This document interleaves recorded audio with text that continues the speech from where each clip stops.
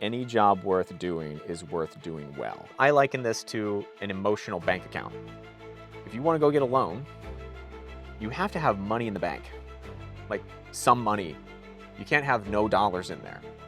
So if you want to go make a withdrawal, you have to put some money down. Same way emotionally. I feel like I missed out on several big, like the internet bubble and all those things. I missed out on those things, and I'm like, man, there's no way I tell my kid that I missed out on this one. Okay. Like, there's no way my kid will blame me like, Dad, why are we not way more wealthy? Because that thing was happening. Literally, when you were mature enough, you were not yet too tired. Like, what did you do about it? Damn, nothing. Oh, damn, that's bad. Because the thing that gets immediately praised gets repeated. The thing that gets immediately punished gets avoided. And most of the time, there's too much punishment going on. We're looking for people to mess up rather than looking for the time that they did something right and highlight it.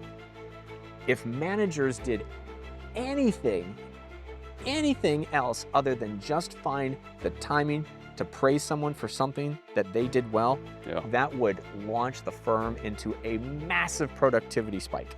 I started martial arts when I was 9. The short story there is, by the time I was 15, I was on the U.S. Junior Olympic team. I went on to do that 5 times afterwards.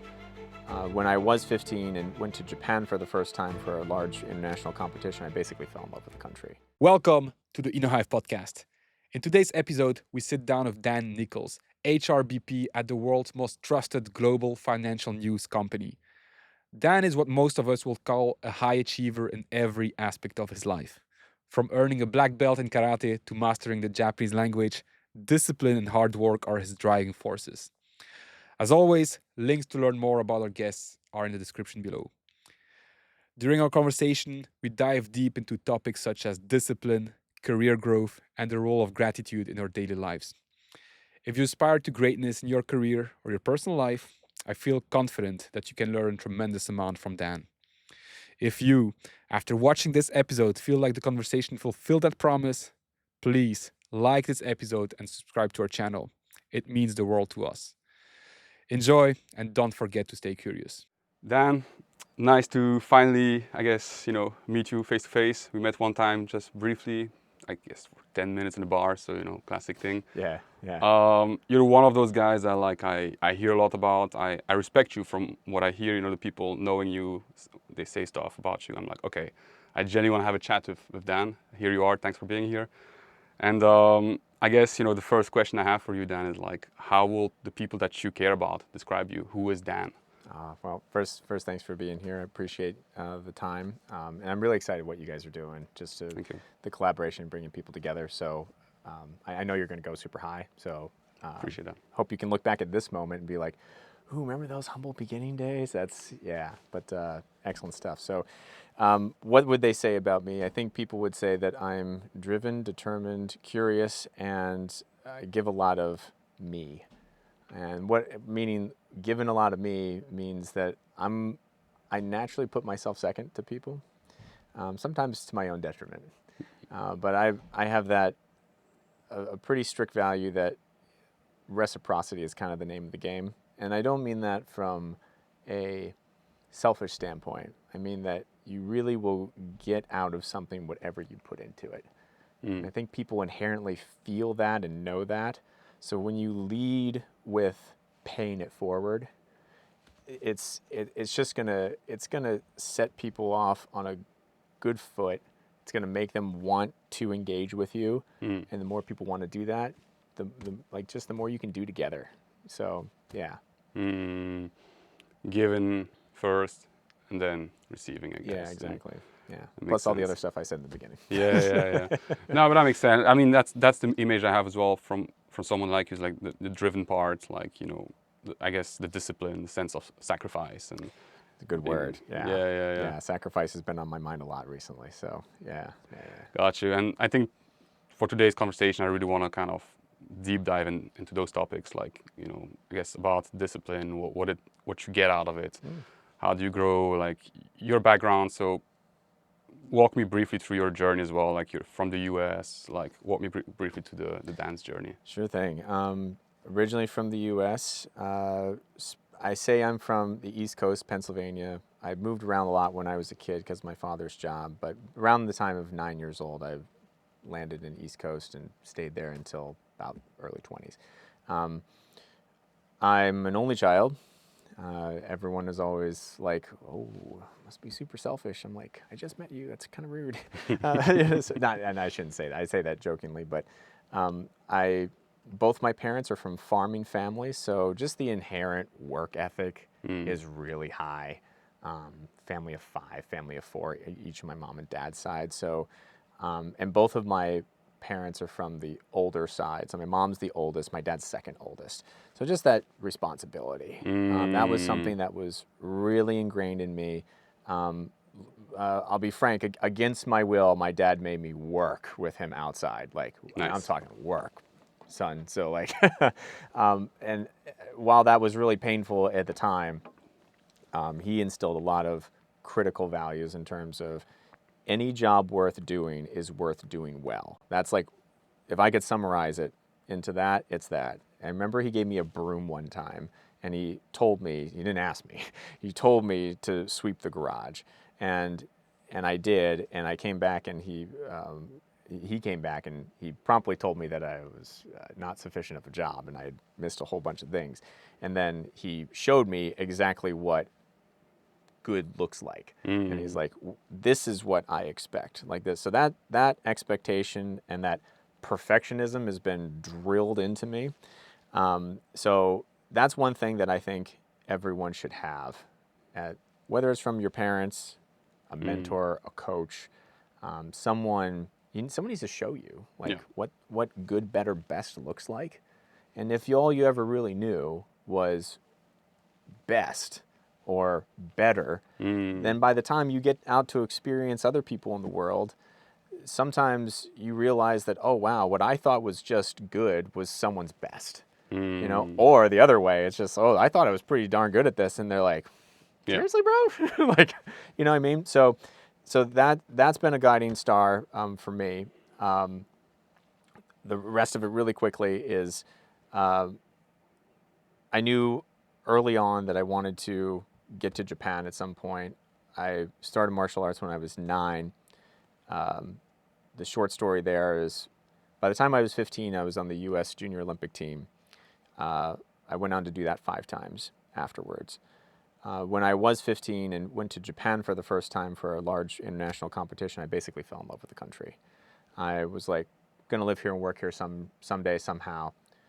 Cut to 7 years later, after learning Japanese on my own to start, go to university that had an excellent study abroad program, come to Japan for a year at International Christian University, which is one of the only true bilingual universities in Japan still to this day, and then come back and graduate out of uni. I got a job in retail. Don't care about retail whatsoever. Wasn't on the map. What kind of job? I was in retail management, so it was literally managing the staff and all the merchandise, that type of thing. And the only reason I took that job was because that they were going to open a store in Center City, Tokyo, in Ginza, 2 years down the road. So this is a long-term journey. And I'll save the story, but basically did that. 2 years later, get to Japan in 2010. Been here since.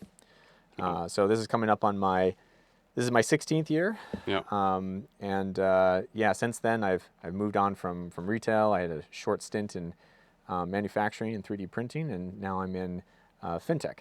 So, and the latter part of my career has been out of sales management and into HR, which I spent the better part of a decade now, essentially the HRBP role, which is usually a generalist role. In terms of all the aspects. What does HRBP stand for? Okay, so thank you, yes. So it's Human Resources Business Partner. So that is the part of the arm of HR that works front-facing with direct business stakeholders. So these would be on the high level, it's the C-suite managers. On the lower level, it's at minimum middle management. And then depending on the industry that you're in, it can be with staff as well. So I've run that entire gamut through all those responsibilities. But now my main stakeholders are upper management and then executive level management for global firms.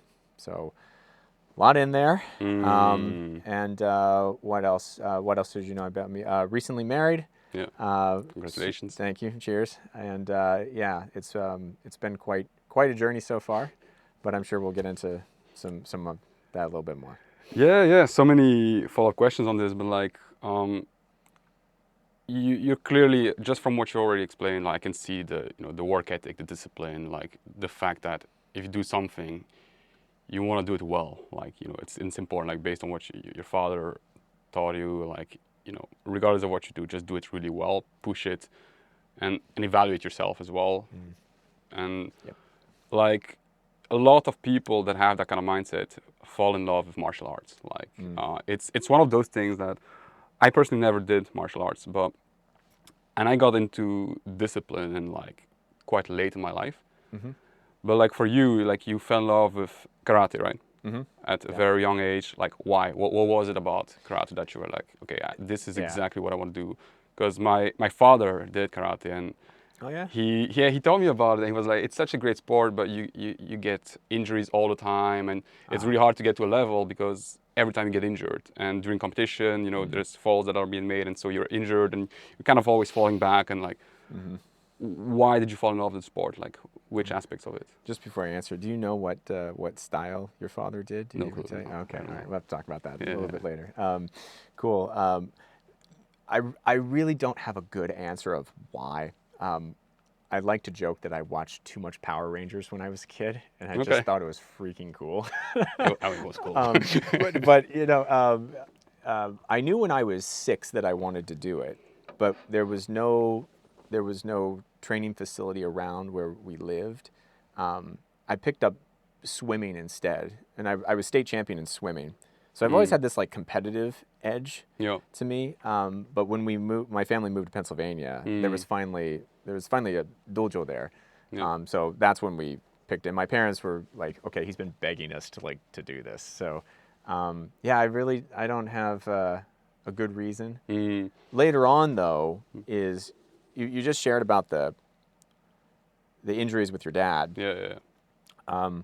That's very true for the sports side. I think the thing that definitely attracted me to it even early was like the philosophy behind it. Like even at 9, I was like curious of like, well, why do the Japanese think like this? It's like, oh well, what's the whole formality? Why? Because it's all a foreign concept of bowing and the senior junior relationship. I'll also do my best not to. I don't know who's listening to this, but I trust that most people don't understand much about Japanese, so I'll try to be careful not to not to throw too much Japanese in here. But yeah, that all of those cultural things, that was something that was really intriguing to me, just as much as the physical aspect of it. So I think that attracted me, and then that also drove me as I went on, because I'm a research-oriented person. So I'm one of those people that dove into the literature like later on, like 15, 18, somewhere in between there. And the more Japanese that I became able to study and actually read, then I started getting my hands on more like original texts in my mid-20s and stuff. So like there's the whole philosophical journey, and then there's the whole physical journey, and there's this concept in karate, shingi tai, right? So it's the body, the technique, and the spirit, right? So it's a marriage of all of these three things together. If one of those is out of balance, then you're never going to achieve this harmonization. And like that's the whole.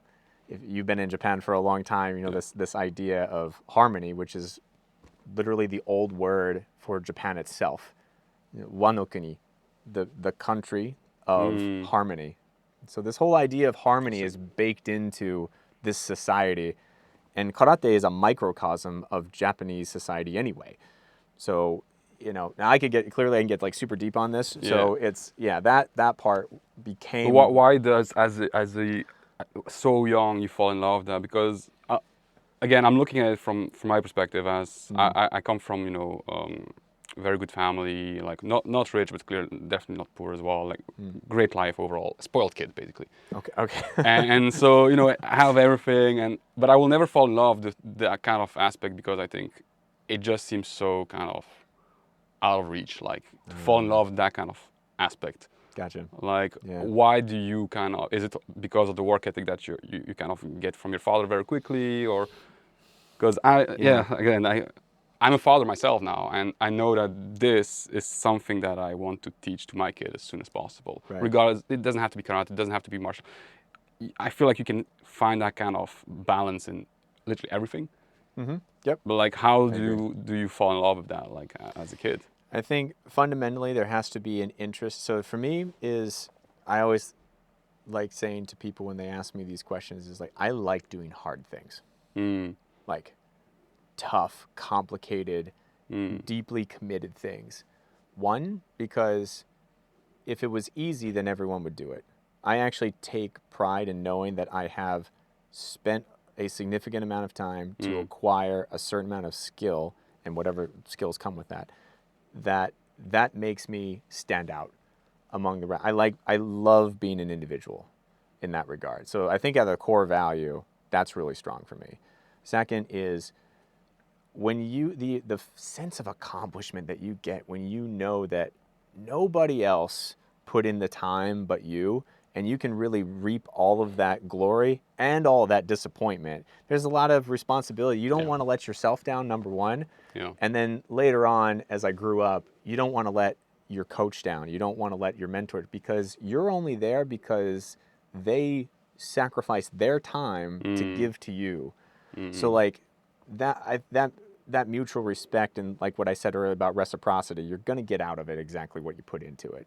So, which goes back to like, if you're going to do a job, you might as well make it your best effort, right? So, yeah, like standing out of the crowd is, I think that's probably where the whole drive comes from, right? Like you say, we'll be willing to do stuff that people qualify as hard, and not, I guess, when someone, like, I remember having that reaction when I was younger. It was like, oh, but this is hard, or oh, but if it was that easy, everyone will do it. And so that will be the main reason to not do it. I just remember that will trigger me always in that direction. Right, right. And now I'm literally the opposite. I was like, oh, that sounds like an opportunity. If someone tells me, oh, it's not that easy, or like, oh, great, I should really look into it, at least for a week. And for me, the way I look at stuff is always, am I willing to commit a week, a month, 6 months, or whatever? And again, like, I'm like, I want to teach that to my kid as soon as possible. It was like, base your decisions on the fact that, are you willing to put time into something, but really, and sacrifice other things, because now you're going to do that instead of this. And I feel like you're kind of lucky in that sense. I see luck in that, because you kind of understand that very quickly in life. Blessed for sure. And I contribute that to literally the people around me. Like I am so blessed with all the people around me, but from my parents to my karate teacher, who I still talk with every week, by the way. That's amazing. Like, that man is an essential figure in my life. I would not be where I am without him. And from the friends that I have, like I'm one of those people that I have few friends, but the ones that I have are very deep, very strong, lifelong friends. So I think just holistically, I've recognized the value of investment in time, and then if you can stay patient. I think that's I should have included this in my opening. I think the one thing that people would say about me is patience. Yeah. So I think that giving of yourself for the benefit of others is something that everyone should learn how to do. Yeah. And whenever you learn it, it doesn't matter. But that's been a real big one for me. Yeah. Yeah. I feel like, patience is, everything you say resonates with me, but to me, it all comes kind of later in my life. So I analyze it deeper, because I spend more time not being aware of those things. Sure. So I can really compare like the effects in my life, right? And like, I feel like these days I'm committing more and more to very long-term projects, because my confidence is growing, right? I'm like, okay, I know that in the end, It's not really about, oh, am I smart or am I good? It doesn't really matter. It's like, am I willing to commit? And just, same with the podcast, like when we decided we wanted to commit to this podcast, it was not really about, oh, we're going to chase for 10,000 views. Or no, it's like, we're committing to do this 1 year, 4 episodes minimum a month. And that's it. And we just get better every time at doing great. it. And I don't really care about results. The results only to commit to the process and the journey, nothing else. Exactly. Because the rest is overwhelming and people's judgment, and you try to, you're just overthinking the whole thing. Is that the same when you talk about patience? Is that the way you look at it? 100%. I love everything that you just said in there. It's about the process. The learnings, if you're open to them, they'll reveal themselves. The people, I can't remember who said this, but someone said fail forward. And what that means is you're never going to be able to acquire something from a situation unless you go through the process. Failure is absolutely inevitable, and the growth is how you handle failure. Yeah. The self-analysis, the self-growth is how do you handle yourself when you're under stress, right? It's easy. Yeah. It's easy when everything is cool, but that's where it's there was another phrase too, is like, I like phrases. Another like is, it's patience under pressure, right? Pressure from everything, your job, your relationships, all that stuff. It's like, it is going to crush you, but how much can you take of that before you allow it to? And that was something that, maybe we'll talk about this later, but life is just a series of choices, the end. Some people might not like that. And you probably don't want to hear that. You always have a choice of how you choose to think, number one, and number two, how you choose to respond. And based on those two things, 99% of the people around you and yourself are gonna be responsible for everything else that happens afterwards. And that's why I say it has to start with you yourself. You're responsible for your thoughts, because this is where everything lives and dies before it gets here. And your tongue has the power of life and death, right? You can end a relationship with a few words, or you can build someone to the highest height also by a few words. Before you say a thing, you need to carefully consider what it is you're about to say. But what you say has everything to do about what you're telling yourself. And you should really audit your inputs, because everything that's coming in is affecting you whether you realize it or not. So, sorry, a lot in there. But again, it does resonate so much, because I personally conditioned myself to feel uncomfortable in a comfortable situation. Oh, that's good. And I know how to recognize comfortable situations now, where I'm like, okay, this is not good. Like, I feel too smart. I feel too good at what I do. I'm wrong. This is not good now. I have to move on. And chasing that pressure, chasing this, uncomfortable situation, because that's just the way I grow. And I'm really lucky, because I dropped out of school very early, and that crushed my I guess, self-esteem. It was very, very difficult. But in the end, the only thing you can do is like, pick yourself up and do something. Or like you said, like, I was lucky enough, I was able to completely start from scratch, because I left my country. I went to live in Canada for 1.5 years. And there was no choice for me, because everyone around me just saw me as a loser, nothing else. Just a spoiled kid who didn't achieve anything. And that was great. It was like really, really good, because the only person who could be like, but you're fine, was myself. And in the end, it was, nah, it's not fine, man. The entire world is telling you you're not fine. Right. And so I feel like that's a blessing. Like, most people don't have that, because it never goes that bad, I guess, for them. But when what I'm very interested in about you is, like, you do this karate thing, and obviously now long term is like, oh wow, everyone wants to know how to do karate, because it clearly helped you a lot. But what are the periods of time that you like clearly want to quit and you don't? Why do you stick to it? Like, why not quit? Well, because then it's easy to also say, oh well, I learned all the lessons from karate, I can quit now. Right. Or like, why not quitting? First, I'm a faithful person, so the reason to not quit is Jesus. He's the reason that I didn't quit. So first and foremost, there's that. a more practical answer is the so I remember this was an early one. I remember that I was trying to get to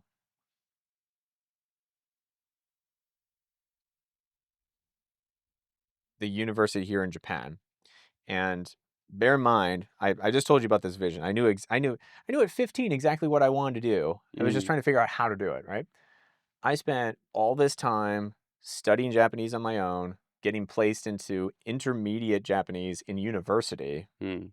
on my first year in uni.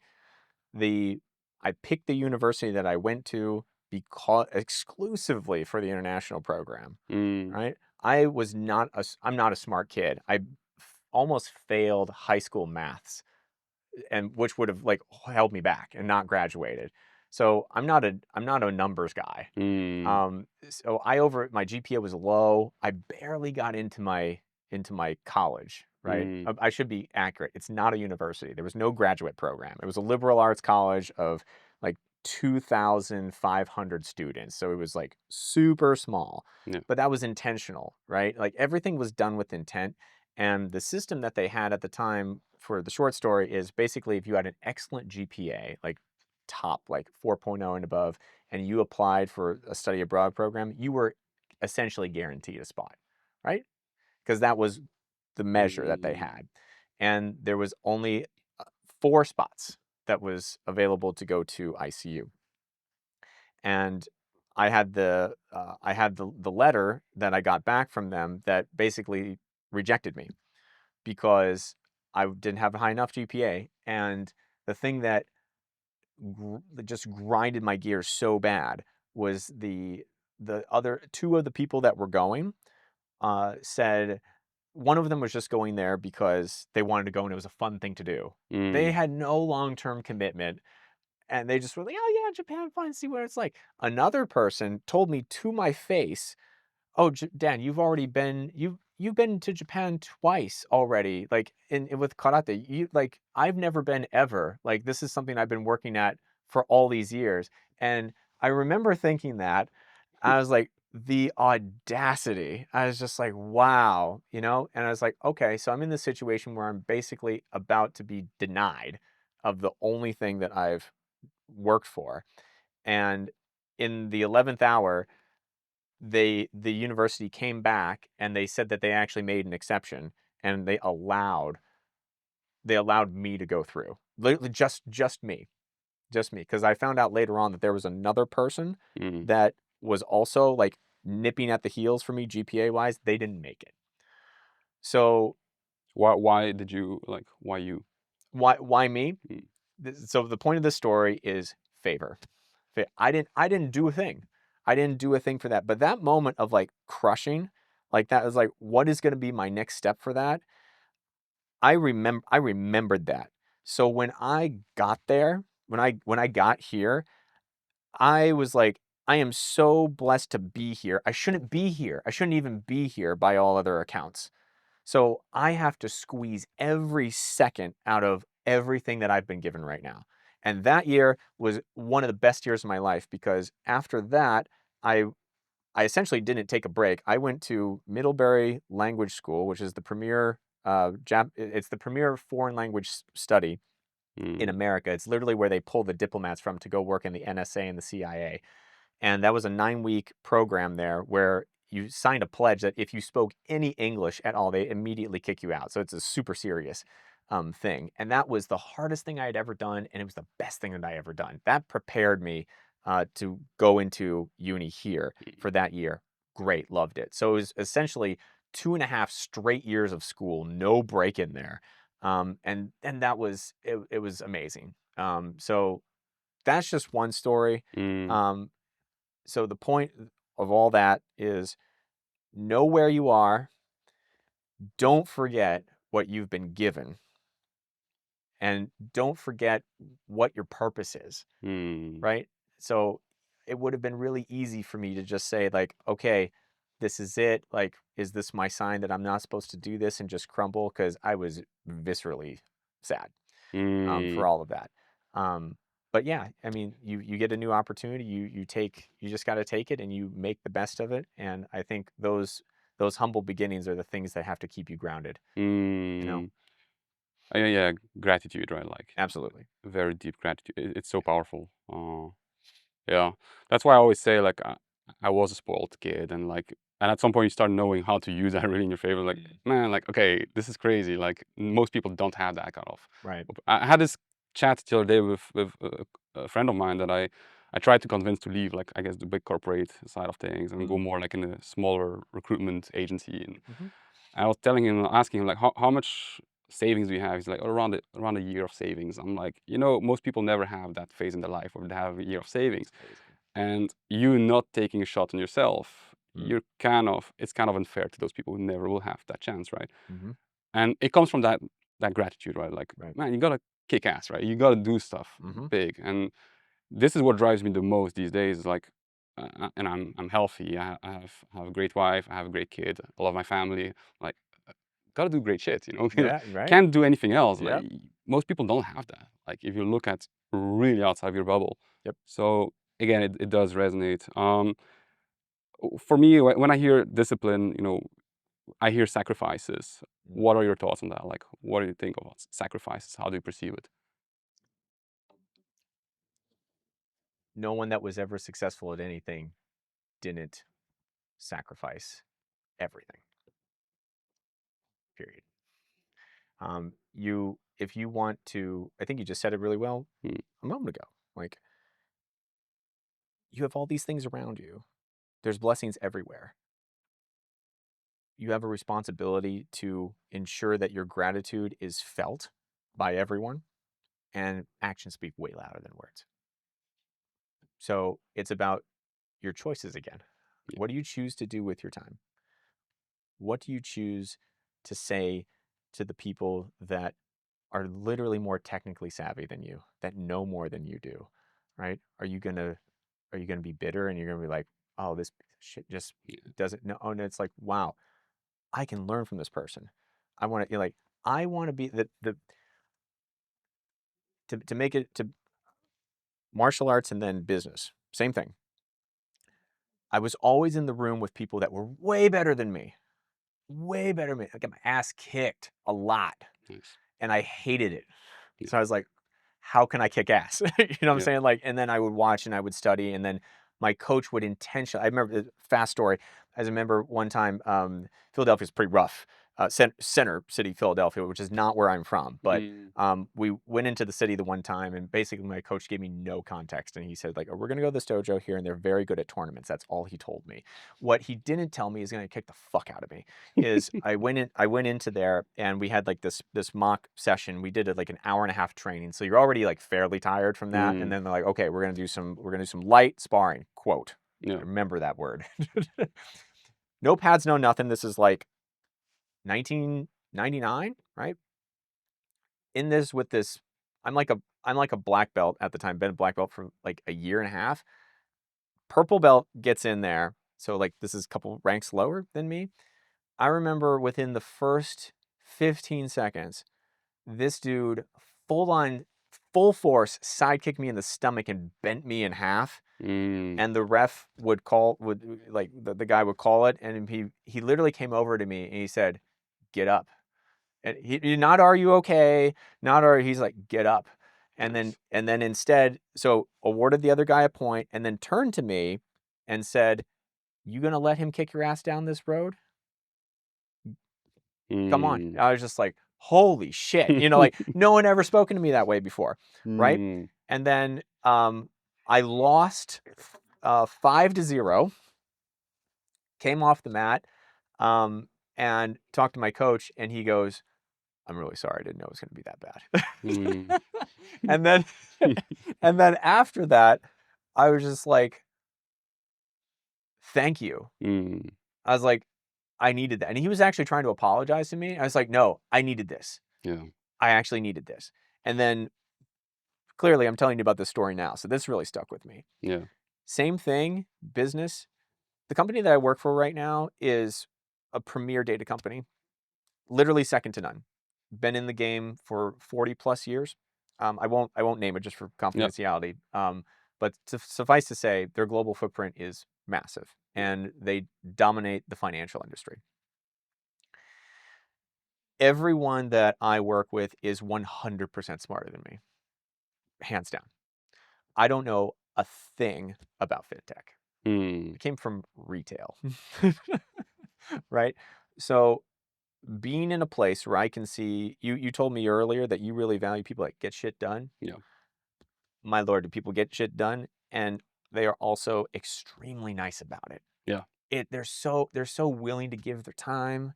They're so curious. Yeah. Like it's the essential qualities of people that are just successful. And then on top of that, I'm working with leadership. So that's like an extra level, Yeah. you know? And a lot of these people have been in the firm for like 10 years plus. Like most of the people that I work with at the like senior executive level, it's like 20 years plus. Yeah. So these guys, not only are they, you know, subject matter experts, Yeah. but they're also extremely well-polished leaders. And I came from a place early in my career where I was just hoping for someone that was emotionally intelligent enough to say thank you every once in a while, you know, to build the gratitude and to build the team morale that's going to lead them to better output and stuff like that. You know, which I still do now, and no company is perfect by any means. Yeah. But just the idea of being in that place with people that could definitely put you in your place if they wanted to. So yeah. Yeah, man, again, it resonates so much. Like I often talk with people who complain about their workplaces, and they will be like, "Ah, all those people are idiots." I'm like, well, you're kind of the biggest one because you're surrounding yourself by those people, you know. And it's like, you know, Oh, I'm that's a good like, one. if you feel smart, wrong room, kind of thing, right? Right. Like, get out of there. Yeah. You're not supposed to feel that smart, right? Mhm. Like, Yep. but how?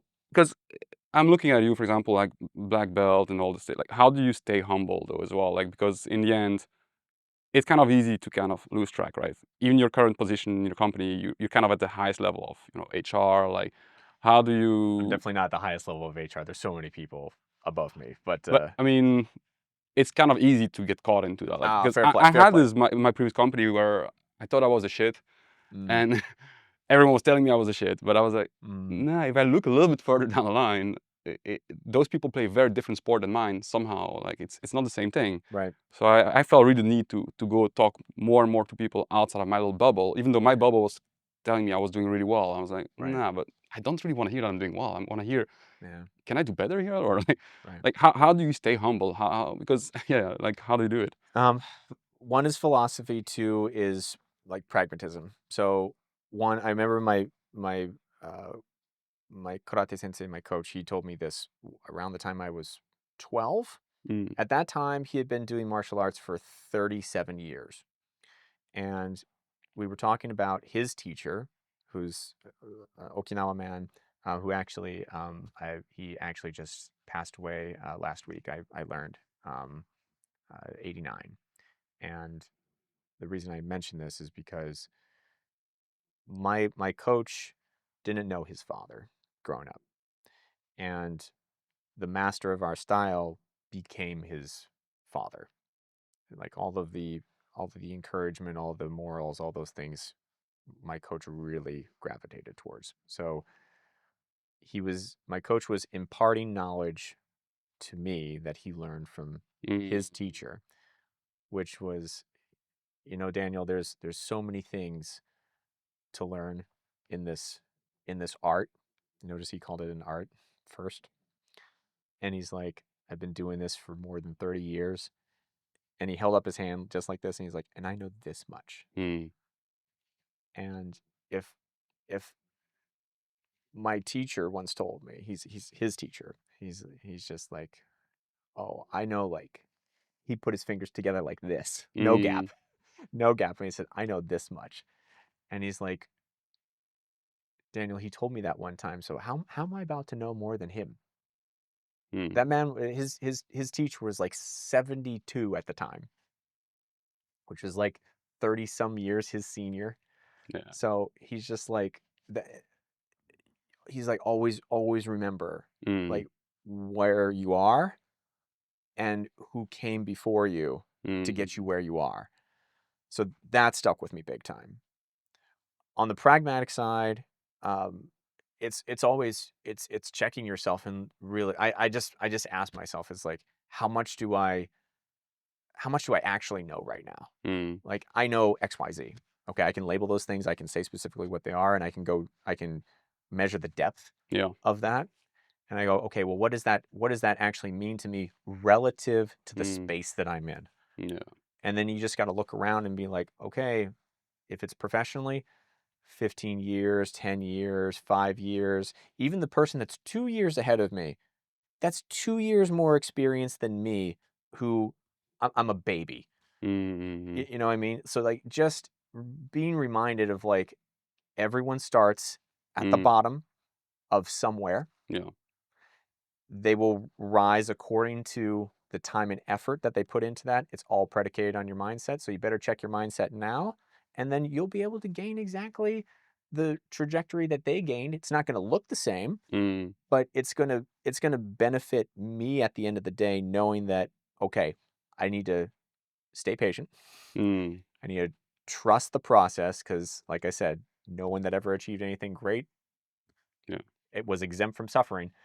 So maybe in that case, we shouldn't say suffering. You should probably rephrase it to, like, learning experiences, right? You know, Mm. those kind of things. So yeah, so I do those things to help me with that. I used to journal a little bit more on this and, like, actually get the thoughts down. I have not done that, so I'm very guilty of that. And it's actually something I need to pick back up again, Yeah. because getting the thoughts out is really important. Yeah. But yeah, I'm just trying to progress check on wherever I'm at.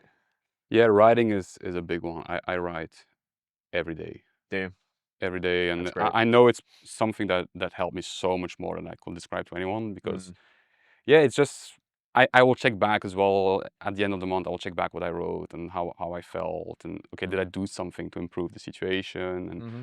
And again, I will literally write it. What did I do to improve? Right. Or what did I do that I didn't really like? What made me unhappy this month? And I literally Mm. write, like, have books and books of, like, literal writing. My phone is full of notes and weird stuff. So Yeah. I do, yeah, I do truly believe in that. Like, it's very powerful. Just to stop lying to yourself, kind of thing as well, right? Yeah. Because it's easy to get caught into your own BS, I guess. 100%. Yeah. Yeah. Mm-hmm. Do you, for you then, like, obviously, you've been here in Japan for a while, but we also always say, right, you will never be Japanese. But do you think Japan is a country where we can achieve full potential? Like, would your life be easier if you were in the US, for example, right now, with everything that you learned? Ooh. Like, how do you feel? Because this is something that I don't speak Japanese as well Mm-hmm. as you do. And I'm always like, okay, I love the growth opportunity here. And I love to be different. Mm-hmm. And I'm getting to a point where, on paper, it seems very obvious that I will be more successful in my own country. Mm. But then I'm like, I don't think so, because I love so much to be different, like standing out. And like, Mm. then I'm like, losing that will completely put me off guard, I think. And Gotcha. so, but how do you feel about it? If you want to stand out, this is the country to do it, because this country doesn't like people that stand out.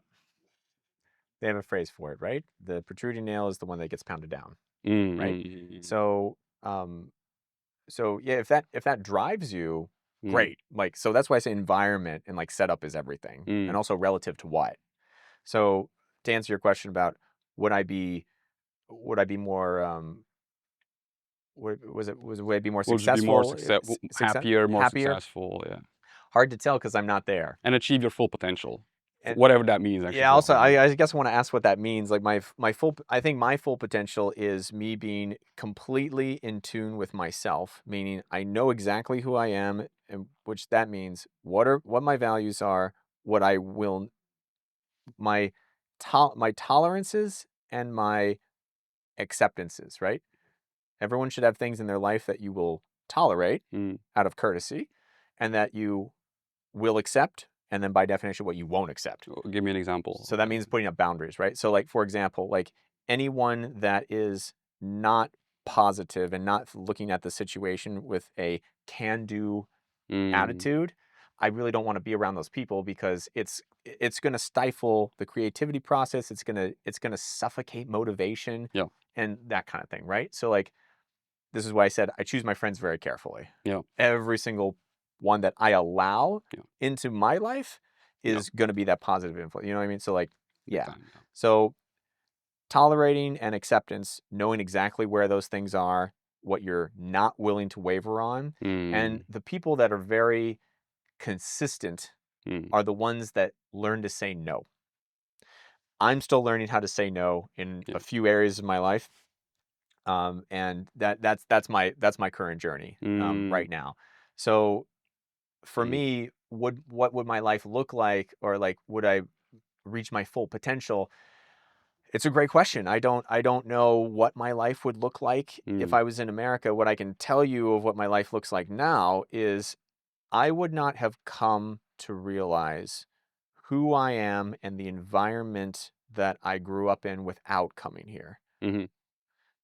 Japan is the only place in the world, I'm convinced of this, that is unlike anywhere else. This is why so many books are written about this place. It's the mystery wrapped in an enigma, as one author put it, right? I wanted to go on this thing of I like doing hard things. Going to a country where the language is backwards and they walk on the other side and they have 2,000 years of history, and you don't really understand about how this vertical relationship, the emphasis on the group and not the individual. Everything that I knew was backwards. So by definition, if I could get into that and understand that mess, I have to be able to unlock my potential in some crazy way. And I think that has been the best choice of my life. So reaching my full potential, I think so I'm 38. This has been my training ground for what's coming up next. Apparently, I'm due for a midlife crisis, as the psychologists like to say, right? As I approach 40. So before that viscerally hits me, of which I think that's kind of BS anyway. I think it's really, that's just the change in velocity of your life, right? One guy once said to me, one guy once said on a Joe Rogan podcast, and he made an analogy of a plane, right? He's like, life is about changes in velocity, not acceleration. Right? So if you're flying in a plane at 600 miles an hour, you don't feel it. But the moment that you turn, then you feel it, because change in velocity, right? So it's when you're in those turns, that's when the stuff can either hit the fan, but it's how you choose to handle those things, right? So I think that everything that I have been through in the past 2 years of my life has been a hard lean. I'm talking like a 90-degree turn. Changing careers, of getting married, of setting up my life and my wife's life for the future, and how, as a man, like what my responsibilities are, which I always knew, but then putting them into practice has been a very, very different. And I'm sure you, as a father, as a husband, like as a business leader, you've experienced a lot of this yourself. I'm sure we can do a whole podcast just on that, right? So everything you say has always resonates, man. So I think those moments where those life velocity shifts come into play, that's where you feel a lot of this. So I wouldn't be able to be in the place to handle this shift in velocity now if I wasn't very aware of what this place, meaning Japan, has taught me about myself. Like Japan changed. Like for me, I'm lucky because I was in Belgium, then I went to Canada for a year and a half. It kind of completely changed me, but not that much yet. Then I went to Australia, same thing. I started realizing what I was capable of. But then I came to Japan. I was like, okay, all those issues that I have to blend in, they are my issue. They are my issue. But that doesn't mean it's a bad thing. I just need to really figure out, like, okay, how to play with those things. Right. And Japan helped me so much. That's great. Because my Japanese is not that good, and I kind of know where to pick my battles as well. Like you say no to stuff and don't try. I'm like, man, if I try to be fluent in Japanese, I will not grow that much in other areas. And I'm like, I have to kind of sacrifice things and make choices and be okay with that for myself and and grow. And so everything resonates. But for someone like you, and when do you know to also say no? When do you know to give up as well, right? Because the discipline can be a toxic thing as well. You're right. Right. Yep. And so when does discipline, when does that commitment to something become toxic? When do you know how to give up?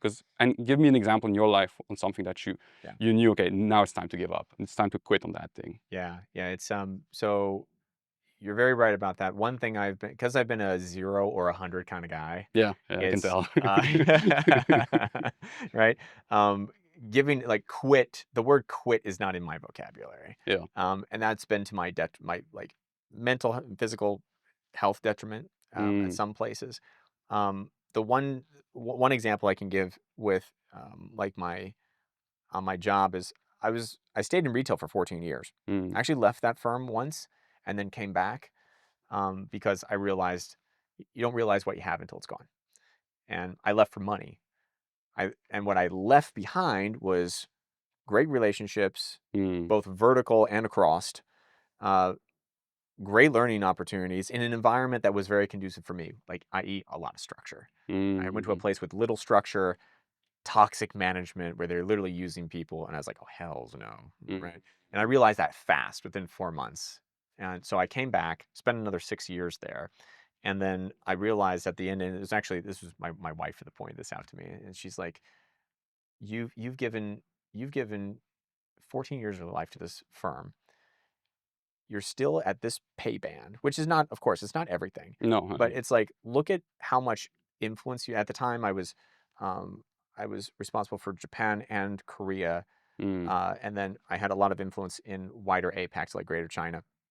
I'm doing all these things, and I'm looking at all of my peers, or even some friends that I had made out of that just graduated from uni, for example, and they're going in finance, and they're like making all these connections. They're working at Morgan Stanley or like some big some big like sell side firm, and they're just like they're making bank, and then you're watching life from Instagram or something like that, of which I don't even have social media, so I have to like hear, and I look and it's like, oh wow, they're on holiday again, wow, amazing, things like that. So I was just like, okay, like when do I need to say no? Like, okay, I've committed well beyond what anyone has ever committed, especially by today's standards, where you job jump every 2 to 3 years. Yeah.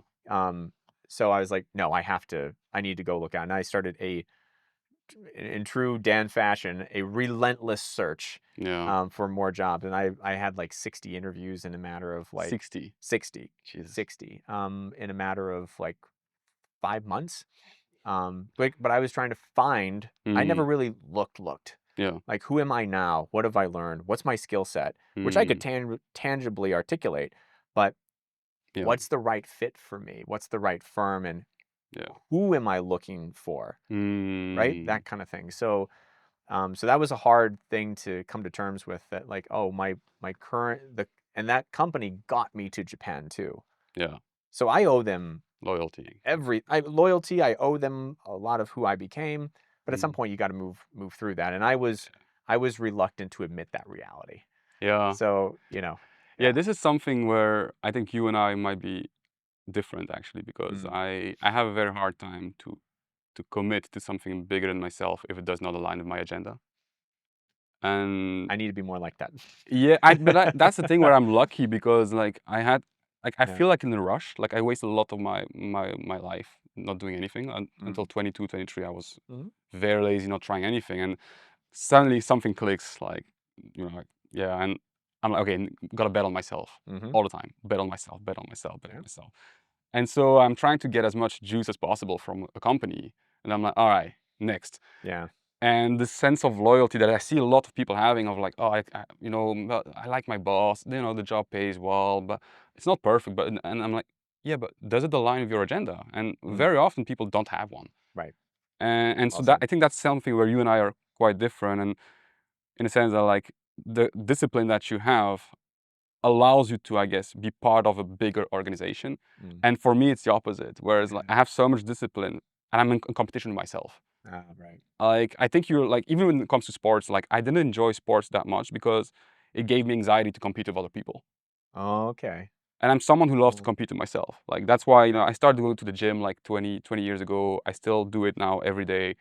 I love like, playing chess against myself, like Mm. weird stuff like this that Okay. people are like, what are you Yeah. doing? And I'm like, I just like to compete with myself. Yeah. And that allows me to kind of not get stuck Mm. into that kind of situation that you might describe as like, okay, you stick into a corporation for a very long time. And I'm sure there's a lot of lessons from both anyway. Oh, without a doubt. But like, gets me to this question of like, what is freedom to you? What does freedom mean to you, Dan? Ideally, Mm, it's when you've achieved an harmonization between your values and the world that you've built around you, right? So that means that if I say that I want to be fulfilled, mm, and fulfillment to me is a happy marriage, a well provided for family, mm, in a comfortable situation at home, with a job that challenges me and that allows me to grow and pushes me to be my best all the time, mm, I will know that mm, by I can point to each one of those things. mm, I can go to my wife and check in emotionally with her. How is she feeling? Knowing that she's going to tell me exactly what she is, and she's not worried about that because our partnership and our trust in one another is so strong that nothing can shake it. As mm, one example, I know mm, because I can easily look at a bank account and see here's how here's how the portfolio is doing. Here's where we're looking in the next 2 to 3 years for that next purchase or like whatever we're doing. So financially, we're cool, right?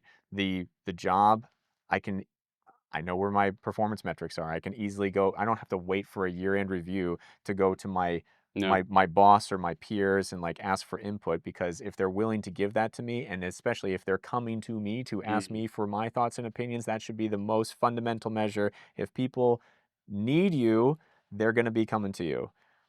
If you left your job tomorrow and nobody batted an eyelash, that means they've been running in spite of you, right? mm, So you have to make yourself on the you have in I'd say in all aspects of your life, especially on the professional side, you have to make yourself indispensable. mm, What is that? And Indra Noonie, who's be the former CEO of PepsiCo, said this mm, is like, you have to develop this hip pocket skill. It's the thing that you do better than anybody else, and you're the only person that can do that. mm, And you have to advertise that. So you got to market that thing so that they know that like, oh, if I've got this specific problem, mm, my only choice is Axel. yeah. I know he can fix it. I got to go to him, right? Very So, truly free then? currently, N- not yet, Yeah, but being on track to that, absolutely. yeah. Yeah. Again, let me tell you the way I look at it, at least right now on my current Mm. point of view. It's like that, even from purely business, for example, I love my job because I work mostly on contingency and it's a success fee. Mm. So either nothing happens and I don't get paid and nobody really cares, Mm-hmm. or I do great and I get paid. Mm. And it gives me so much freedom of thinking It's because great. nobody counts on me. Yeah. But if I do, I get paid. Mm. And so for me, this is the ultimate freedom where I'm always like looking for that kind of job. Like my father works as an IT engineer, and Mm. he's exactly what you just described. The company does not work without him. Mm. And it gives him so much stress Ah, because while he's not there, things don't work. right. And so now you don't show up creates a lot of issues for other people. And I feel like that's the opposite of being free. Mm. And so for me, that's the way I'm everything that I do business wise, or I try to make sure that if I don't show up, nothing really happens and things are fine. Yeah. Because now I feel free to think a lot more deeper about stuff Mm. and about what I want out of it. And Yeah. if I may, to clarify this, Mm, is I'm glad you brought that up with your dad, because there's a big difference between being essential to the point that if you don't show up, like everything grinds to a halt, mm, but being essential in the sense that things can still continue without you, yeah. but things could be so much better because you're there. And people knowing that, Yeah. it's like, oh, we're so grateful to have Yeah. Axel, because man, does Yeah. he get things done. You save time. You You know what I save mean? people's time. Yeah, exactly. Even more about saving time though. This is the thing about being in HR that I've learned, is that Mm, even if sometimes it's not about saving time, sometimes it's actually about spending the time to mm, make sure that people feel heard. Because when they do, that's like the unlock for them. And that remember, like, what's the last compliment that was really meaningful to you in the past, like, 3 days? You have to tell me specifically what it is, but just, like, concept-wise. I can go very specific in the sense that my sister recently quit her job, works now technically under me, Mhm. and she thanked me for opening her eyes on her full potential, and that Okay. was a massive compliment. And She's my big sister. So that's amazing. So first of all, well done to you Thank for you. reaching out and supporting your sister in a very tough time. I'm sure that compliment really Yeah. got in the heart there and stuck with you, Yeah. right? You remember what she said verbatim, yeah? Mm. Okay. When you spend the time to do that and people show their recognition for that, and imagine what your sister is willing to do now and the mindset, the space that she's in because Yeah. you gave her this opportunity, right? Yeah. That's what people need to be given consistently. Yeah. And if you're in a corporate setting like that, it's about hitting that target. Yeah. And when you don't, thanks to shareholder supremacy, Yeah. the balance on that is time to lay people off. Yeah. It's like, okay, but that's also a choice, right? We could choose to sit and figure way through things with people to understand what their motivations are, to hear them when they're stressed, and to actually get them to open up. Yeah. Because the thing that gets immediately praised gets repeated. The thing that gets immediately punished gets avoided. And most of the time, there's too much punishment going on. We're looking for people to mess up rather than looking for the time that they did something right and highlight it. If managers did anything else other than just find the timing to praise someone for something that they did well, Yeah. that would launch the firm into a massive productivity spike. Man, like this is so I never really were. I did a bit of leadership in my job in Australia, but not really because people were only getting paid commission. So the reality was like, you don't do anything, I don't really care. Pay for performance, right? Yeah. So that's kind of not real management. But then I didn't want to become a manager in my previous company because I didn't want to play manager and just be part of that system. So I genuinely want to manage people. And so for now 8-9 months down the line with InnoHyve, like I did manage a few people and I kind of messed up on every level. And this is probably one of the biggest ones. Like I didn't listen to people. And my argument was always like, I don't need to hear what I do well. I need to know what I do wrong. Okay. I want to move forward. But if everyone is someone like me, we don't communicate and you just stack stuff up. Yeah. And this is one of the biggest lessons so far that I had by, also I pay people myself. So through the company, and so it's like, okay, I feel like I'm pushing people all the time because I'm like, man, it's my money. And so it clouds your whole vision. Right. But everything you just said, I feel like this is still something that I really struggle with to praise people for what we do because I'm like, I'm myself a high performer. I don't really care about what we do right. I care about where can we improve. That's all I care about. I feel like time is everything. And like you say, it's probably way more beneficial to spend that time with people.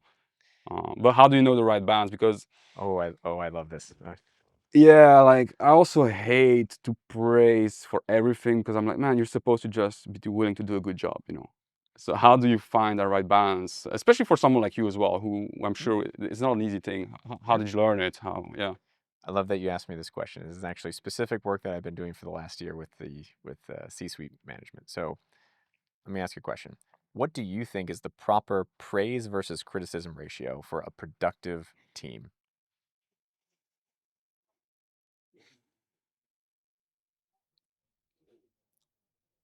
10% praise, 90% criticism. Like a one, like a okay, 1-9. a Yeah. 1 to 9 split. Yeah. Okay, 10% praise. Yeah. Okay, which is probably very toxic. It is. Yeah. I can. is. I'm working on it, but That's okay. this used to be where my mind was. I appreciate your honesty. Yeah. I'll give you the answer first. It's a 5 to 1 praise to criticism ratio. It's off of a study that was done in 2004 from a very large firm over a span of 12 teams. And each one of those teams was like 10 to 12 people. Which was the firm? The firm was, because it was anonymous, it Okay. wasn't mentioned.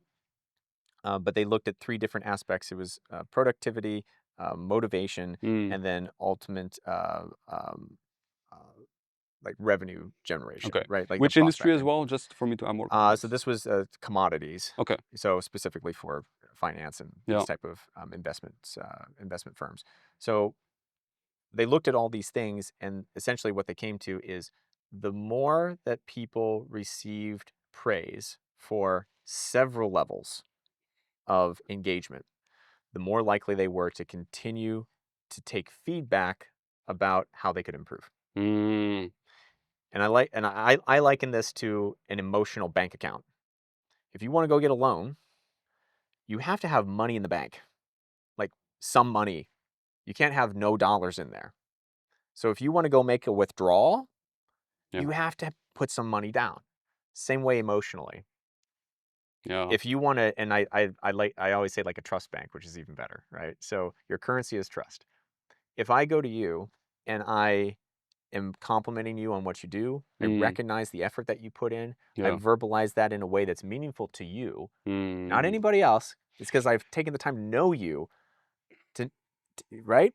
To know you. And if I do that continually up front, Yeah. you know that most of the time Mm. I'm going to come and I'm going to give you some information Mm-hmm. and you're likely to get some praise from me. But then when a critical moment comes that I need to draw your attention to something else that Yeah. maybe you don't want to hear, that maybe it's going to be contrary to what you think, I can safely make that withdrawal. Yeah. You stacked up that line. Exactly. Right? How do you know how to make it meaningful to someone? Because again, Mhm. this is very, very difficult.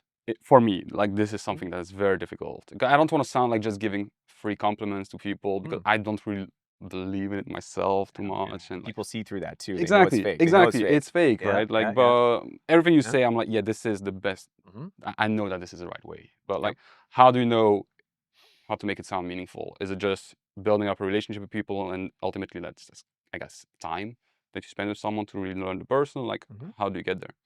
Ask questions. There's a book, great book. It's called,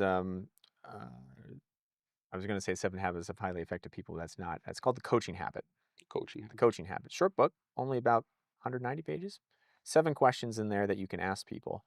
Mm. And it's for leaders, but basically you're asking them, when they come to you with a problem, what's your level of engagement? And it's about understanding them, Mm. their perspective, their needs, and then helping them analyze what can be done about the problem short of you engaging yourself. So I take that framework to say, Can you give me an example? so Like, okay, let's say that you, okay, we're a sell side firm. You have an existing client basis. They come to you and they say, we're about to remove our product due to budget cuts. This is huge, and it's reoccurring revenue. yeah. We're going to now lose about $110,000 annual because of these removals, right? Pretty significant problem. You come to me in a panic and you say, Dan, I just found out about this. Like, we have to go in, we have to stop this. We have to da da da da da. Okay, I need you to accompany me with this, and I need you to help me. I don't really know what to say, all this kind of stuff, and we need to do it tomorrow. If we don't act now, it's critical. Okay, Mm. this is my problem. Before I commit to helping you, and yes, I will, I need to ask you what led to this. I need to ask what's happened, because Mm. you're just coming to me with, here's the what and here's the response. Your need. Mm. Your need. It doesn't mean that I'm going to say no. It doesn't mean that I won't help you. Mm. I need to figure out in what capacity you need my help. Do you need my direct insight into Mm. this? Do you need my expertise? I'm the supervisor at this point, Yeah. right? So let's just say I have the experience and I've been through this before, for example, right? So do you need my expertise, my counsel? Do you need my hands-on, roll my sleeves up? I need to go in there with you. Sounds like maybe, because you've told me I need you with me, like, right? So Mm. there's indicators in here, but we don't have clarity, and Mm. we don't. The last thing that we want to do is make an assumption of what we think they need. Yeah. So we need to ask the right questions to understand where the where the true issue is from. Do we even know where this came from? Like, have we deduced this problem? Do they need help deducing this problem? Did they even think about it, or are they just reacting to the situation? Oh, we gotta stop them from doing it. We gotta convince them to keep it. Maybe we freaking can't. Like, maybe we might have to take this loss, but we don't even know that yet. So before I commit to the help, I need to know the situation with more detail. I need to understand what's at stake for the person that's coming to me. Yeah. What's their stress for this? I get the stress for the firm, cool. But what about you? Yeah. Because they don't care. They care about the firm, but what they really care about right now is them. Yeah. Right? So recognizing that, understanding it, getting to the questions, and then getting through the questions to get to a commitment. Yeah.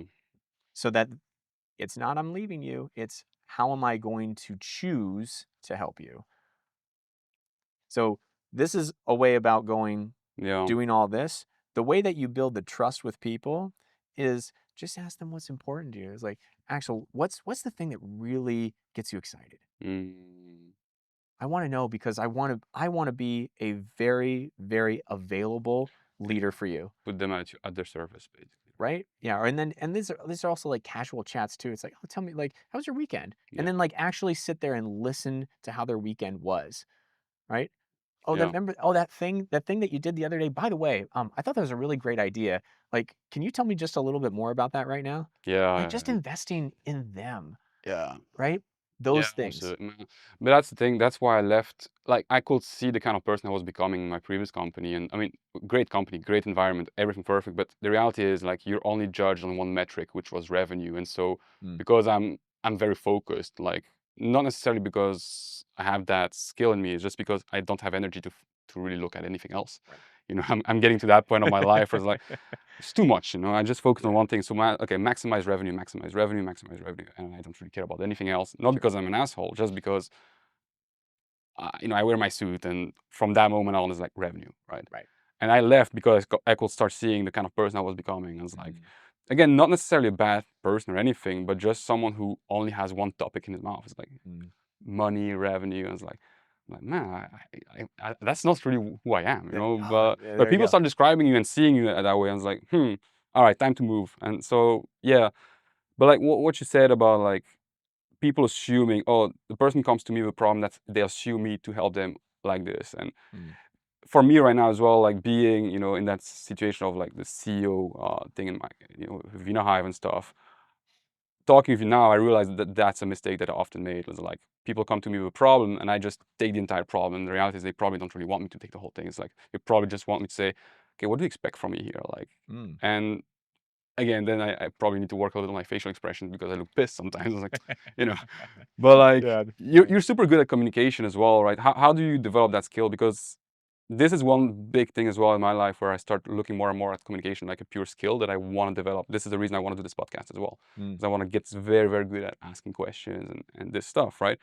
How do you get there? Which you are, by the way. You're excellent at asking questions. Thank you, man. Yeah. But this is a skill for me. And how do you get there? Because I feel like the fact that you climbed the corporate ladder in a country where you're not Japanese as well, and you know, we're not going to disclaim your company, but it is a big company, and I'm sure there's a line of national Japanese people who we are competing with, and you're still getting there. Like, does communication, is it a big skill that's part of it to climb the corporate ladder? Absolutely. So how do you get there? How do you learn?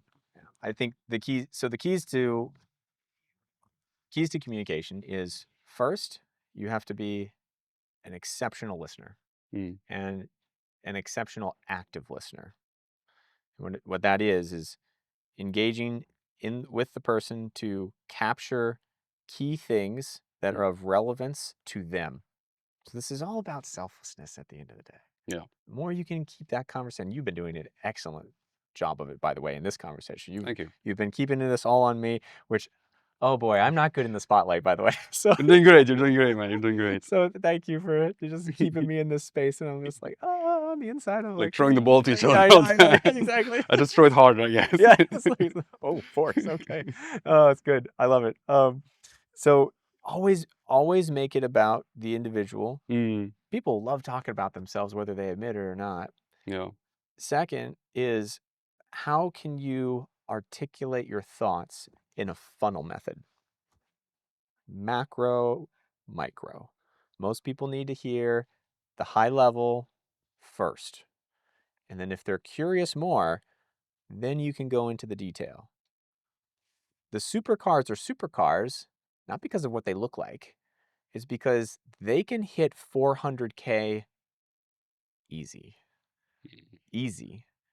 right? And then they can go down from there. Their engine is not struggling, Yeah. right? Because they got the gears, right? So that method of very concise, related, specific example when needed. Yeah. Communication is critical to conveying your ideas simply so that people can understand what the value is for them. So again, back to them. Last one is narrative. Yeah. Tell a story. At the end of the day, most of this is storytelling. Yeah. Right? And that goes back to the conciseness of how well you can paint that picture for the person. And if you can incite the emotion into it, that's why there's big blockbuster movies and why, like, for example, Marvel does super well. Just as an example, they're great. Christopher Nolan as a director tells a compelling story. And that's why he can go from something like Batman to something like Dunkirk. Yeah. Like, those are not the same movie. Yeah. You know what I mean? So it's being able to understand, again, the audience. What's their view? Who's me sitting across from you right now? What's meaningful to you? You want, if I've heard you correctly from everything that we've been talking about, you're very driven. You want to create action that leads to something specific. You want to know how. You've asked me, can you give me an example a couple times, right? To be clear about that, like those things, right? If this was someone else, I would adjust that accordingly. So having those things, active listening, very funnel approach, and good narrative is going to help that. Yeah, I like that. And the more I guess the more you know the person, the less you have to start from the macro, right? Because you start really knowing like where they're coming from. That's like, that's true. Yeah. Yeah. Mm-hmm. Yeah, it's interesting. Like I analyze, I listen to podcasts all the time, and I'm so like looking into like why do I enjoy this podcast, why I don't enjoy this one, and I'm kind of getting very into it. It's like it's the first thing I told Wannes as well when we're starting this whole thing. It's like I just want to be a student of this whole thing, like really. And I was talking to a friend yesterday. I was like, man, you know, the biggest thing that I'm happy about right now, it's like I'm finally part of that conversation of like, yeah, we're doing YouTube, we're doing this podcasting. I can now truly have a conversation with people because until you do it, like, you know, you're just talking. And I have like, yeah, this is something as well that I'm like, you know, I read a lot of books and stuff. I read a lot of those things about communication, and now I have the right to really ask questions. I feel like. And but yeah, this macro down, like yeah, thanks man, that really resonates. My pleasure. Yeah, I'm big into investing and stuff, and it's the same. I invest in my father, like we do a lot of common investments and stuff, and this is literally always the way you bring up a stock or a company. It's like you start from the macro aspect, and then you go down, and here's why we should invest in this, and that's where you really go into the deep stuff. But you never, and you kind of stop. Like, okay, we're stuck here. Same with a business idea. Same when Wannes and I talk about new concepts or stuff. It's like we restart from that macro level, and that's interesting. So you basically every time you enter a conversation, especially in the HR stuff, like you start from that point of view. It's like, okay, making sure we're on the same page and we go down that road. And I was just as a practical example here, I was on a call 2 weeks ago with the global head of an entire businesses division. That individual looks across 5 different businesses globally. When I have time with him, best believe that I need to capture his attention and keep that attention immediately. If there is anything that is off or doesn't quickly, and I'm talking about 20 seconds, connect with exactly what his priorities are for the firm, because he's been very clear of what they are, and I, as his partner, know what they are. I should be immediately connecting right to that. All right, we're going to talk about innovation, and here's how this is related to your people. Here's the investments that we've been spending our time and energy into this level of management and this level of management. Here's what our findings are. I want to take you through the granularity of what we found so far, but here's the key thing that you need to know from this conversation right now. Right? Like that. So getting to that place and getting that comfort, that calm. Because Mm, I could say all the right things, but if I'm jittery and if I'm saying ums and ahs and all those filler words, yeah. it immediately discredits me. The confidence is low, and also know who you're talking to, right? Mm, Executive level leadership is looking at how you conduct yourself. mm, Do you literally sound mm, like a person who knows what they're talking about? mm, mm. Yeah, but again, the balance is really hard as well, right? Like between, okay, I know what I'm talking about, I'm still very much staying in that position of like, I don't know anything kind of thing. It's totally Right. cool. This is the hard balance always as well, right? It is, and that's why even if you know very, and this has been an excellent training ground for me, is because Mm, I don't know very much yeah. about like. By the way, I look over 6 different businesses. Mm, I don't know very much about them, and I've only been in the firm for just less than a year. mm, So I have to learn the really key things very quickly, and then for what I need to deliver from a people standpoint, because yeah. HR is my jam, Yeah, yeah, yeah. then I need to be able to communicate that value proposition quickly, right? Mm, So in terms of that, it's just being able to recognize where you can say things with with a decent amount of specificity, yeah, but then utilizing things like pauses yeah.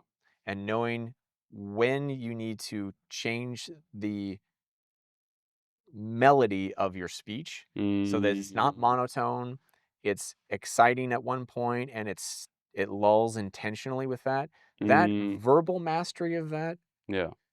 is something that really excellent communicators like do. So, And I think yeah. the thing is, you can learn that skill because you Yes. pay attention to details, right? You care. Like this is the thing for me. I don't become a better communicator without really being strategic about it. Like Mm. I care. I'm like looking at all the details. I'm like, why did that person like? Mm. I listen to a lot of like Obama or like Kobe Bryant, like those people that like, Yeah, man, like you will listen to those people for 2-3 hours for sure. nonstop. Yeah, Like easy. why? Yeah. And you're like, okay, why did I not drop out of that video after 20 minutes, 30 minutes?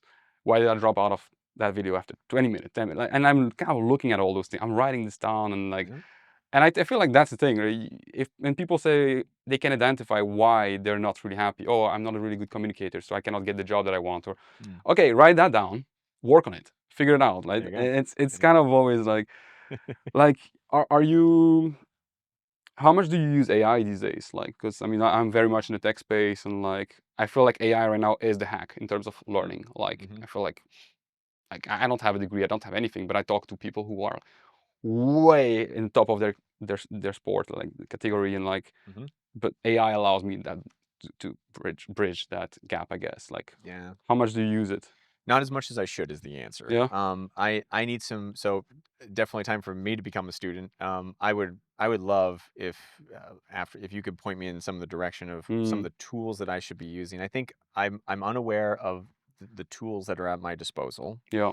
and if I knew those, I could pair them with some of the skills that I want to develop, Mm, or vice versa. yeah. Is here's the skills, and now let's pair them with a tool.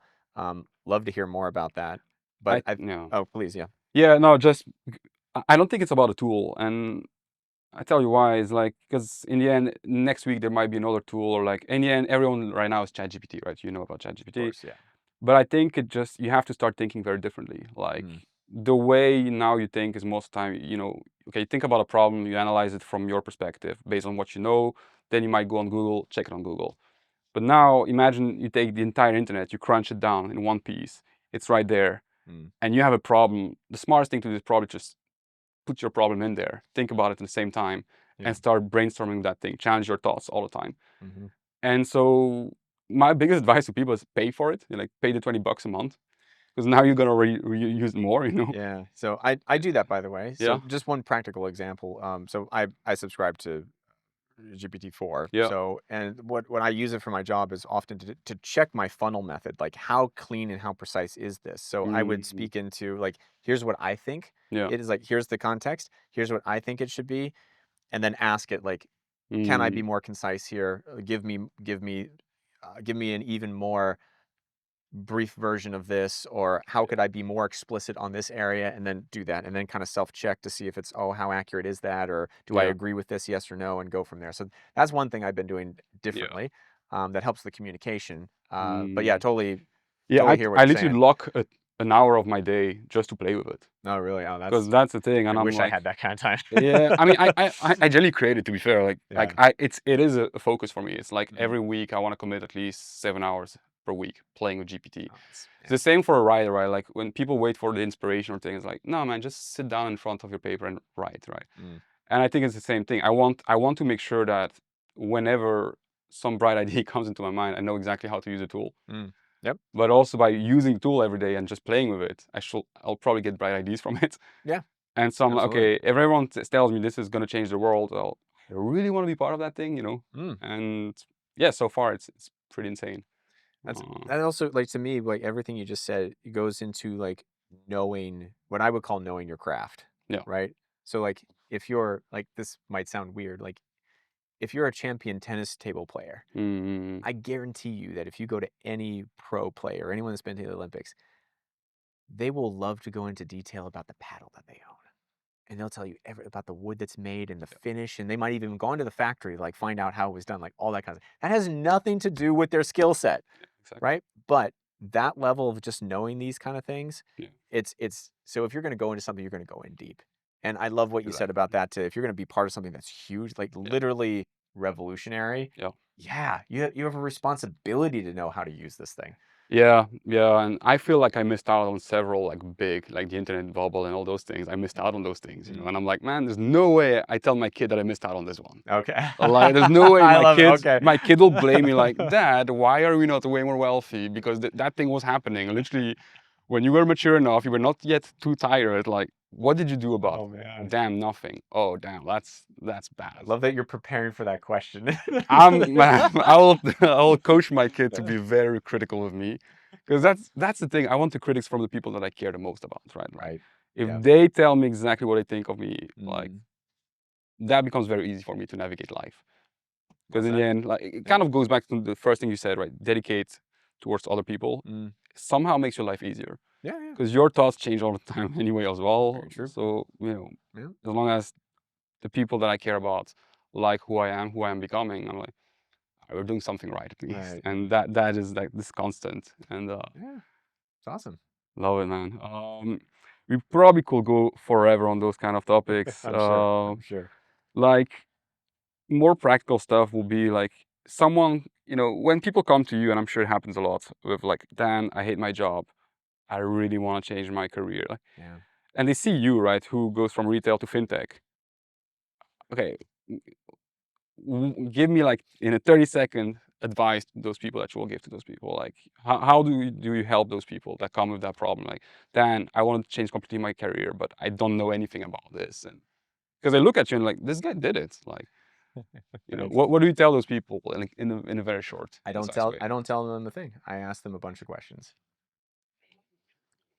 What is the thing that fulfills you the most? Mm, And if they struggle with that, then we'll get into that. If they can tell me, then I'll go into, give me the 3 skills that you are certain mm, that you execute consistently well. And then we'll see how quickly and efficiently they can get through that. mm, If not, then I'll help them get to that. Then I'll go, okay, I heard you say that this makes you fulfilled.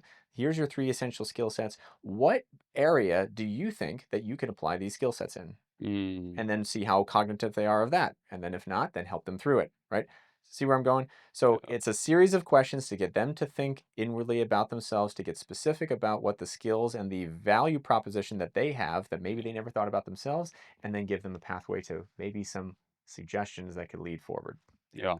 That inner conversation, basically, right? Like, Exactly. Yeah. literally happened with me and my sister this summer, where she had all the answers herself, actually. And I was just like, hey, all I just did was forcing you to think a little bit deeper than the average conversation you have with yourself, I guess. This is why you were great with recruiting. Yeah. Yeah. Yeah, I think so.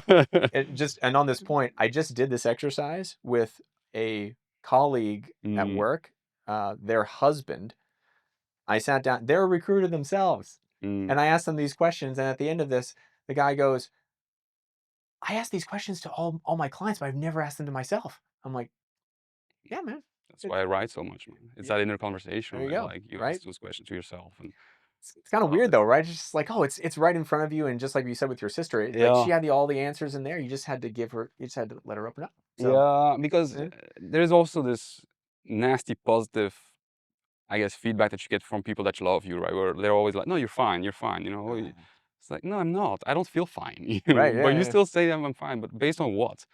Based on Right. you loving me regardless of what I do. Well, great. I had to love myself. And so yeah, man, I've been through all those conversations quite a lot. What are some controversial viewpoints? That was hard to say. Yeah, it's a tough one. Yeah, Yeah. you got there. Good job. Thank you. Yeah, yeah. Nice. I won't Yeah. repeat it though. Tell me. Controversial view that I have. Yeah. Ooh. Okay. All right. I'm a big believer that uh, nothing happens by accident. But I put that to a spiritual Hmm. power there. I don't go into that. Some people don't like to hear that, especially the people that have control.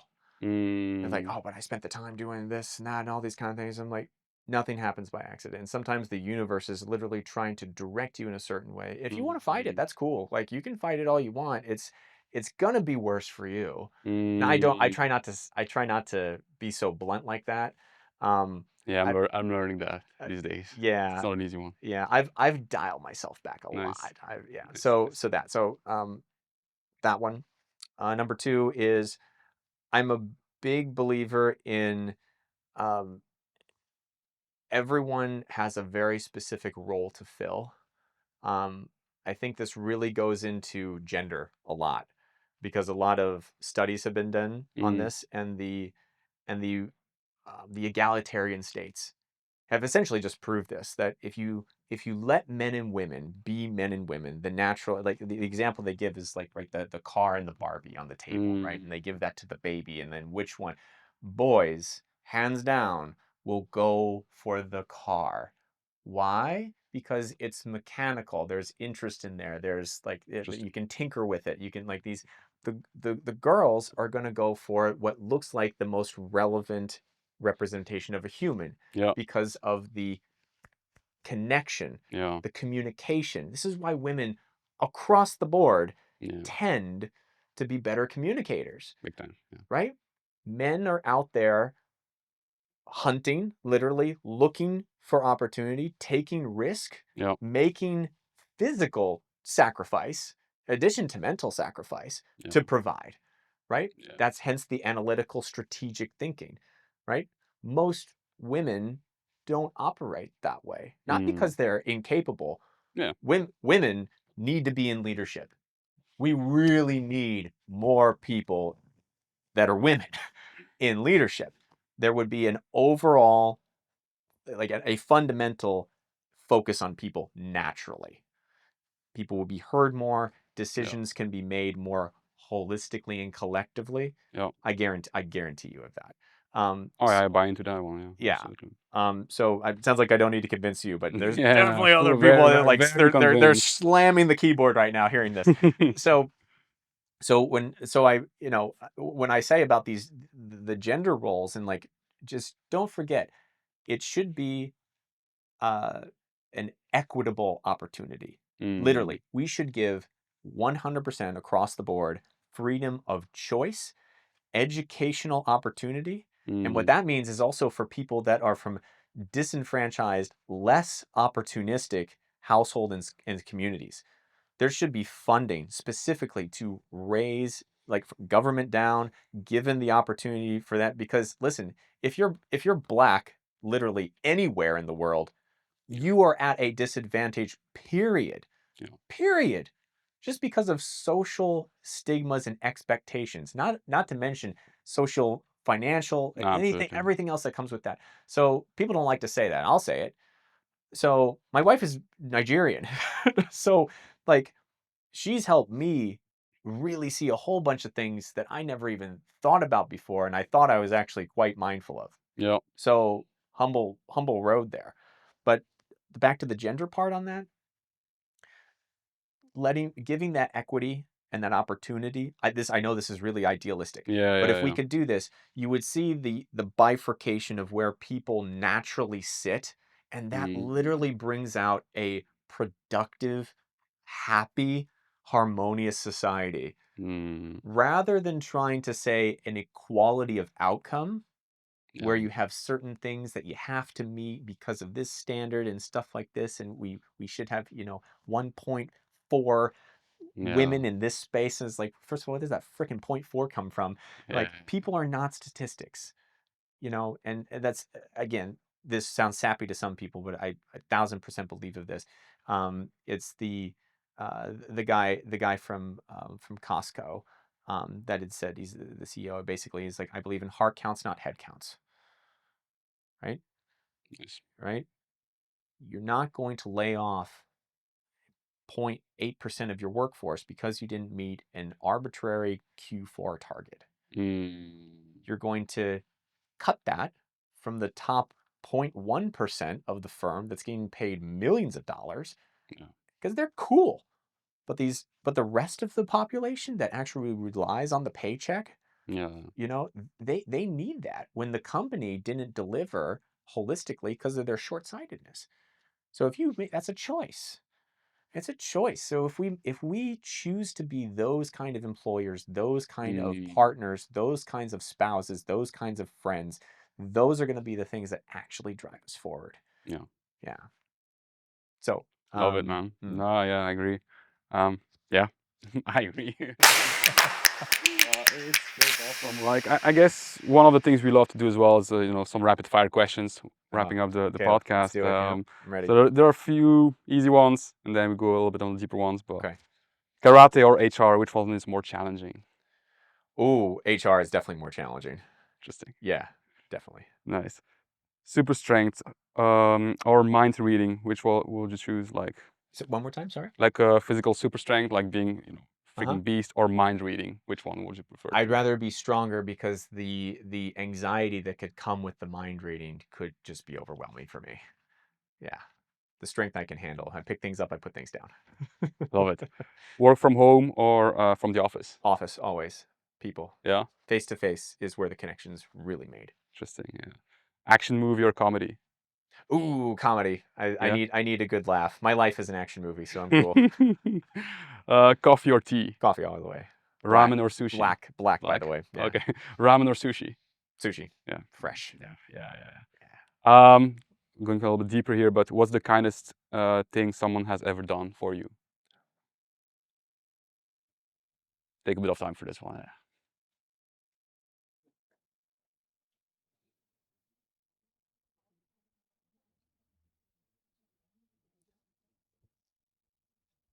My wife accepting me who I am with all the messiness that I have.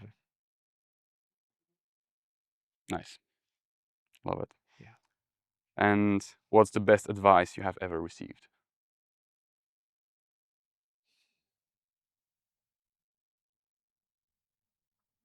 There's always someone out there that is going to be a little bit better than you.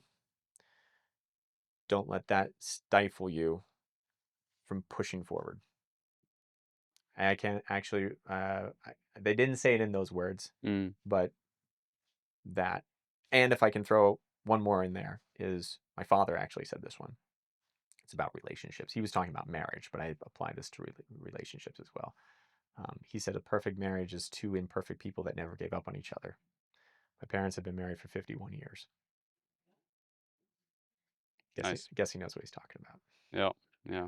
Last question is not even there, but like I was joking about this with Wannes before you arrived. I was like, man, given the discipline that you have, and given the fact that I know how much discipline has helped me, it is a core value that I want to, I guess, teach to my kids. And the question is also like when to do it. Okay. But like, you're not. I don't think you're a father yet, right? But like Not yet. you plan to be at some Absolutely. point. Yep. How do you plan to teach that wisdom to your kids? Like, Two ways. One, put them in martial arts. Yeah. It is the only art and the only discipline where an inward journey is essential for the external proficiency to come out. Everyone should be in martial arts, even if it's only for a short time. Mm, That's on that side. At home, it's about listening to your children, because they will tell you exactly what they're trying to communicate. You just have to look at it from their perspective. Talk to them like adults. Don't use the big words, but talk to them as an equal. And they will be sure to come to you, and they will open up to you naturally, so you don't have to run begging for their attention later in life. Love it, man. It's Very cathartic moment at the end there. yeah, but like this is had a blast, man. Absolute pleasure Same to here. have you on the podcast. Thank you. You know, I can't wait to have more conversations with you. It's been awesome. Thank you. Awesome, man. Appreciate it. Thank you. Yeah, good stuff. Cheers. Good Yeah. stuff, man.